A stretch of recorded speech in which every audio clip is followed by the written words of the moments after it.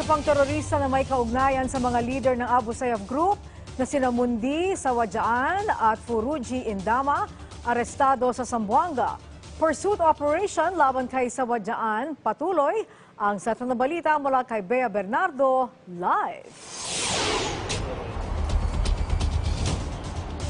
Angelique, arestado ng mga otoridad ang isa pang hinihinalang miyembro ng Abu Sayyaf Group na may koneksyon umano kay ASG leader Mundi Sawadjaan.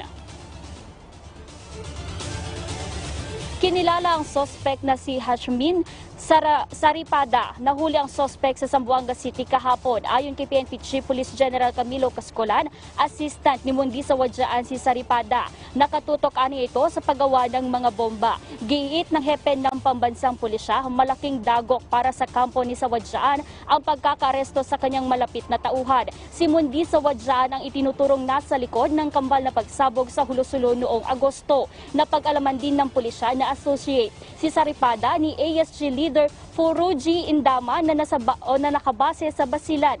Ito na ang ikalawang linggo na may naarestong Abu Sayyaf Group member ang pulisya.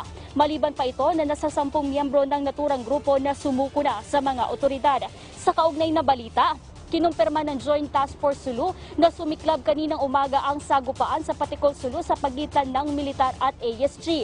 Grupo ni Mundi Sawadjaan at Radula sa Hiron ang mga naengkwentro ng militar. May isa ng miyembro ng teroristang grupo ang napatay. Sa ngayon ay nag-aantay pa tayo ng karagdagang update ukol dito. At yan muna ang latest mula dito sa Camp Crame. Bea Bernardo para sa Bayan. Angelique? Maraming salamat sa iyo, Bea Bernardo.